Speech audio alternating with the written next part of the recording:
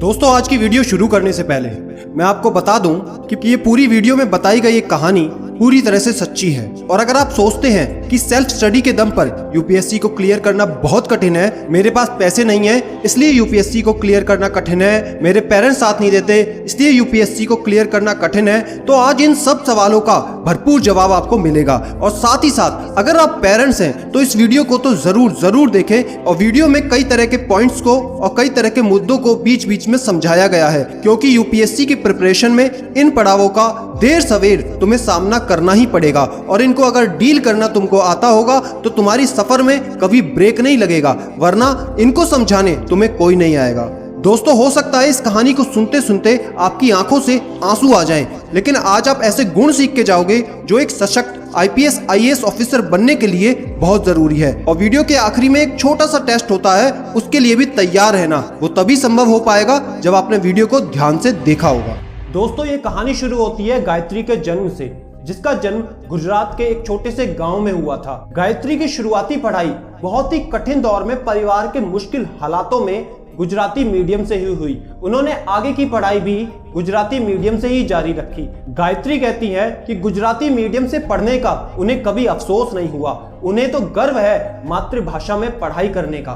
गायत्री के पिताजी टीचर थे और माताजी ज्यादा पढ़ी लिखी नहीं थी। टीचर होने के कारण गायत्री के पिताजी अपने बच्चों को बड़ी बड़ी बातें सिखाते थे। 4 साल की उम्र में ही गायत्री के पिता ने उनसे कहा था कि बेटा तुम आईएएस ऑफिसर बनना। और मजे की बात यह थी कि जिस एरिया में गायत्री का जन्म हुआ था उस जगह आज भी यूपीएससी को लेकर इतनी जागृति नहीं है, यूपीएससी के बारे में इतना नहीं पता। फिर भी ऐसी जगह उनके पिताजी ने उनके लिए यह सपना देखा। गायत्री सबसे महत्वपूर्ण बात बताती हैं कि उनके घर में कभी भी बेटा बेटी में फर्क नहीं हुआ। और ये बात बताना इसलिए जरूरी है क्योंकि ये छोटी छोटी बातें ही बताती हैं कि आपके बच्चे अपनी जिंदगी में कितने आगे तक जाएंगे। अगर आप एक पेरेंट्स हैं और शुरुआत से ही बेटा बेटी में फर्क करते हैं तो उनकी साइकोलॉजी पर बहुत बुरा प्रभाव पड़ता है। और कहते हैं कि व्यक्ति पूरी दुनिया से लड़ सकता है लेकिन अपने घर वालों के सामने हार ही जाता है। तो चाहे बेटा हो या बेटी हो, आप उन्हें अपनी लाइफ में हमेशा उनके सपनों को पूरा करने के लिए मोटिवेट कीजिए। जैसा कि गायत्री के पिताजी हमेशा उससे कहते थे, बेटा यू आर द बेस्ट, तुम सर्वश्रेष्ठ हो। और इसी के साथ उन्होंने अपनी पढ़ाई जारी रखी। गायत्री को कभी भी कॉलेज जाने का मौका नहीं मिला। उन्होंने अपनी ग्रेजुएशन तक की पढ़ाई ओपन यूनिवर्सिटी से करी। गायत्री कहती हैं कि ओपन यूनिवर्सिटी से पढ़ने से उन्हें एक बात समझ में आ गई, अगर आप किसी भी सब्जेक्ट को खुद से पढ़ना शुरू करते हो तो तुम्हें कोई नहीं रोक सकता। इसी के चलते उन्होंने 3 अलग अलग लैंग्वेजेस में अलग अलग यूनिवर्सिटी से ग्रेजुएशन करी। साथ ही डिस्टेंस लर्निंग से ही उन्होंने अपनी इंजीनियरिंग की पढ़ाई भी कंप्लीट करी। दोस्त, जब आपके पास कमी होती है लेकिन प्यास ज्यादा होती है, सीखने की भूख ज्यादा होती है, तो किसी भी सोर्स से आप सीख सकते हैं। इसके बाद उन्होंने अपनी जॉब की शुरुआत करी। मात्र 1000 रुपए की उन्होंने शुरुआत में जॉब की, एक स्कूल टीचर की नौकरी, और साथ ही साथ कंपटीशन एग्जाम की भी तैयारी की। इन्होंने गुजरात पब्लिक सर्विस कमीशन यानी जीपीएससी मेंस इन्होंने कड़ी मेहनत के दम पर क्वालिफाई कर लिया। अब जो मैं बताने वाला हूँ उसको बहुत ध्यान से समझना। लड़की हो तो बहुत ध्यान से समझना, क्योंकि हर एक लड़की का सपना होता है किसी एनआरआई से उसकी शादी हो जाए। तो गायत्री जी की शादी उसी दौरान एक एनआरआई से हो गई। लेकिन गायत्री के हस्बैंड ये नहीं चाहते थे कि जीपीएससी का इंटरव्यू राउंड वो क्लियर करे, क्योंकि उन्होंने कहा शादी के बाद हम दोनों को भारत में नहीं रहना, हमें तो न्यूजीलैंड जाकर सेटल होना है, तो क्या करोगी। और कहीं ना कहीं लव में आकर गायत्री जी ने उनकी ये बात मान ली और अपना इंटरव्यू नहीं दिया। दोस्त, आपका ये सवाल होता है लव और करियर में पहले किसको चूज करें, तो उसका जवाब भी आपको आगे मिलेगा। ध्यान से सुनना। जब गायत्री की शादी हुई उसके मात्र 15 दिन के बाद उनके पति उनको छोड़कर न्यूजीलैंड चले गए और वहां से कोई भी कांटेक्ट करने की कभी कोशिश नहीं करी। उस समय गायत्री ने निश्चय किया कि मैं उनके पीछे जाऊंगी। लेकिन कुछ समय के प्रयास के बाद एक बात उनको समझ में आ गई, और ये बात हमको भी ध्यान से समझनी चाहिए कि किसी भी इंसान के पीछे भागना हमारी जिंदगी का मकसद नहीं हो सकता। गायत्री जी कहती हैं कि हर एक की जिंदगी का अलग मकसद होता है। उस समय को याद करके आज भी गायत्री जी की आंखें छलक जाती हैं और कहती हैं कि वो एक ऐसा समय था कि जिसको समझाने के लिए मेरे पास शब्द नहीं है, लेकिन वहां से एक बात मैंने जबरदस्त सीखी कि एक स्त्री के लिए शादी का होना उसे कंप्लीट नहीं करता, उसे पूरा नहीं करता। आपका खुद का अस्तित्व आपसे खुद से है। और एक बात हमेशा याद रखना, आपके खुद के अस्तित्व के आगे समाज का भी कोई बंधन नहीं होता। सबसे पहले होती है आपकी खुद की रेस्पेक्ट, खुद का अस्तित्व।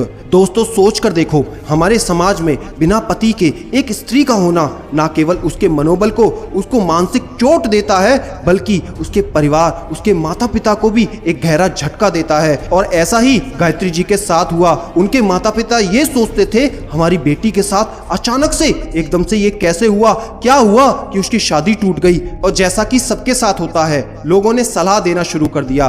गायत्री जी को कहा डिवोर्स लेकर दूसरी शादी कर लो और समाज में सेटल हो जाओ। लेकिन गायत्री ने इस बार एक बात को बहुत देर से समझ लिया था कि सबसे पहले अपना करियर बनाऊंगी। हालांकि ये चुनाव आसान नहीं था, लेकिन उन्होंने इस चीज का निश्चय किया कि मेरे पिताजी ने जो बचपन में यूपीएससी क्लियर करने का सपना मेरे लिए देखा था, अब मैं उसकी तैयारी करूंगी। दोस्त एक बात हमेशा याद रखना, नए रास्ते तभी बनते हैं जब कोई रास्ता दिखाई नहीं देता। दोस्त बिना फाइनेंशियल सपोर्ट के, बिना किसी आर्थिक मदद के यूपीएससी की तैयारी करना बहुत कठिन होता है। लेकिन गायत्री की कड़ी मेहनत से उन्हें 2 साल बाद एक गवर्नमेंट टीचर की जॉब मिल गई, जिसमें उन्हें 5,000 रुपए महीने की सैलरी भी मिलती थी। इस स्कूल में पढ़ाने के लिए वो अपने माता पिता के घर से 40 किलोमीटर दूर एक गांव में अलग से कमरा लेकर रहने लगी, जहां पर ना तो मोबाइल फोन था, जहां पे ना तो लैपटॉप था, जहां पे इंग्लिश न्यूज़पेपर भी नहीं था, और जिसमें आप दिन भर व्यस्त रहते हैं वो इंटरनेट फैसिलिटीज भी नहीं थी। लेकिन गायत्री कहती हैं इस सब के बावजूद मैंने अपनी मेहनत में कभी कमी नहीं छोड़ी।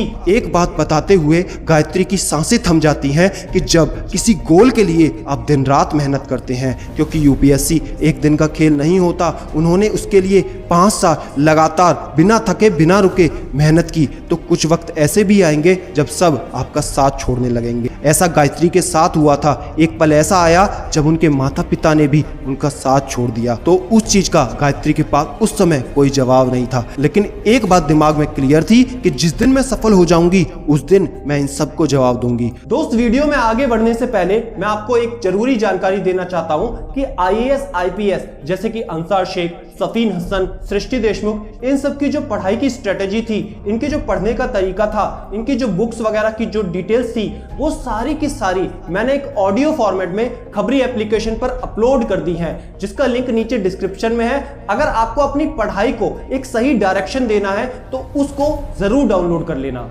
अब बढ़ते हैं कहानी पर। गायत्री जी के स्कूल में शनिवार और रविवार की छुट्टी होती थी, तो इस छुट्टी में उस गांव से 300 किलोमीटर दूर अहमदाबाद में अपने सब्जेक्ट्स को सीखने जाती थी। शनिवार को जाना और संडे को शाम को आना, और फिर सोमवार को अपने स्कूल को अटेंड करना। गायत्री जी ने इस पूरे सफर में, पूरी यूपीएससी की जर्नी में एक दिन की भी छुट्टी नहीं ली। अपनी तैयारी के दम पर गायत्री जी ने प्रीलिम्स टेस्ट को क्लियर किया, लेकिन जब मेंस लिखना था तो इनका सेंटर मुंबई में था और 4-5 दिनों में 9 पेपर करने होते हैं। गायत्री कहती हैं कि मुझे उस सेंटर तक पहुंचने के लिए हर सैटरडे, हर संडे अपने गांव से, जहां पर रेलवे स्टेशन भी नहीं था, कहीं से कनेक्ट करके रेलवे स्टेशन पर पहुंचकर वहां पे वुमेन कोच में पूरी रात बैठकर सफर करना और अगली सुबह अपने पेपर को लिखना। ऐसे उन्होंने अपने मेंस के पेपर को दिया और फिर मंडे अपने स्कूल को ज्वाइन करती थी। इतना ज्यादा हार्ड वर्क, मेंटली आप सोच सकते हैं कितनी ज्यादा घर की परिस्थितियां खराब, समाज की प्रॉब्लम्स और सिलेबस, और साथ ही साथ शारीरिक तौर पर इतना लंबा सफर तय करके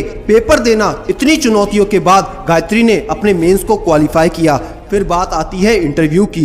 इंटरव्यू का एग्जाम दिल्ली में होता है। गायत्री कहती हैं जब मेरे इंटरव्यू की कॉल आई थी तो पहली बार मैं दिल्ली आई। लगातार 5 साल की कड़ी मेहनत और शिद्दत भरी तैयारी के साथ गायत्री जी का इंटरव्यू बहुत अच्छे से हुआ। दोस्त जैसा कि मैं हमेशा आपसे कहता हूं कि एक स्ट्रॉन्ग वाई का होना, एक स्ट्रॉन्ग कारण का होना बहुत जरूरी है। गायत्री जी कहती हैं कि यूपीएससी सफलता की गारंटी नहीं होता, और यूपीएससी में इतने उतार चढ़ाव भरे सफर में मेरा कॉन्फिडेंस कम क्यों नहीं हुआ, उसका सिर्फ और सिर्फ एक कारण है, क्योंकि ये सफर उनके लिए यूपीएससी का सफर था ही नहीं, ये उनके आत्मसम्मान की लड़ाई थी, अपने आत्मसम्मान को वापस पाने का एकमात्र जरिया था। और जब एक स्त्री अपने आत्मसम्मान को वापस लाने के लिए जुट जाती है तो उससे जबरदस्त और उससे ताकतवर कोई नहीं हो सकता। 26 साल की उम्र में गायत्री जी की शादी फिक्स हुई थी और 2 बार वो यूपीएससी की परीक्षा में क्वालिफाई नहीं कर सकी थी। फिर भी उन्होंने 5 साल लगातार मेहनत करी और तीसरे अटेम्प्ट में जाकर इंटरव्यू का जब रिजल्ट आया, जब उनकी मेरिट लिस्ट आई, तो गायत्री और उनके परिवार का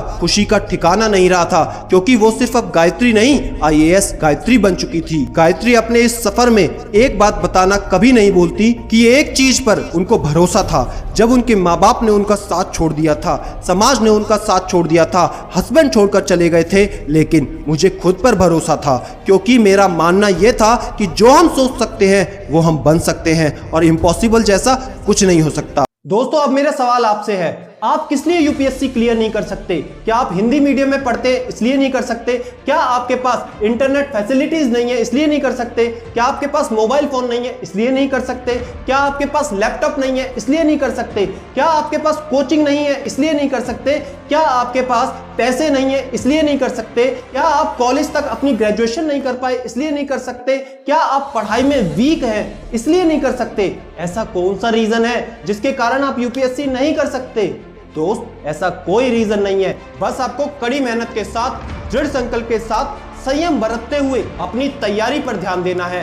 दोस्त, रिजल्ट्स आते हैं, समय लगता है, हाँ गारंटी नहीं होती, लेकिन कड़ी मेहनत हमेशा रिजल्ट आती है। अगर आप पेरेंट्स हैं तो अपने बच्चों का बहुत अच्छे से सपोर्ट कीजिए, उनको मोटिवेट कीजिए। जस्ट इमेजिन, अगर वो डिमोटिवेट होंगे तो वो किसको कहेंगे? अगर वो परेशान होंगे तो वो किसको कहेंगे? वैसे भी वो एक नए रास्ते पर चले हैं, कोई विश्वास उन पर करता भी नहीं है। अगर आप नहीं करोगे तो कौन करेगा? आप उनकी मेहनत को देख रहे हो, आप उनकी पढ़ाई को देख रहे हो, आप उनके रात को जगने को देख रहे हो, आप उनकी शिद्दत और लगन को देख रहे हो, तो आप बिना किसी बेटा बेटी की चिंता करते हुए उनका सपोर्ट करें। और हाँ, यहाँ पे मैं हर एक एस्पिरेंट से भी कहना चाहूंगा कि आप अपना और अपने माँ बाप का विश्वास कभी नहीं तोड़ना और कड़ी मेहनत के साथ अपनी तैयारी में लग जाना। दोस्त, अगर वीडियो पसंद आई हो तो इसको एक लाइक करके जाना, अपने भाई बहन, अपने माता पिता, अपने सभी दोस्तों को इस वीडियो को आज शेयर कर दो। और आपने क्या क्या सीखा अपने अनुसार आज कमेंट बॉक्स में लिख के जाना। खबरी एप्लीकेशन को डाउनलोड करना बिल्कुल मत भूलना। जितने भी जबरदस्त कमेंट्स आज मुझको लगेंगे आज इंस्टाग्राम पर, जहां पर डेली मोटिवेशन और आप मुझसे 1-to-1 बात करते हैं, वहां पर मैं पब्लिश करूंगा। उसका लिंक भी नीचे डिस्क्रिप्शन में है। @CDMania इंफोटेनमेंट को फॉलो कर लीजिए। और अगर चैनल पर पहली बार आए हैं तो लाल रंग के सब्सक्राइब बटन को दबाकर बेल आइकन जरूर हिट कर ले। ऐसा मोटिवेशन आपको कहीं नहीं मिलेगा। और याद रखना, मैं हूं सिद्धांत शर्मा, कोई है या नहीं, मैं हमेशा आपके साथ हूं। Be happy and stay motivated with CD mania.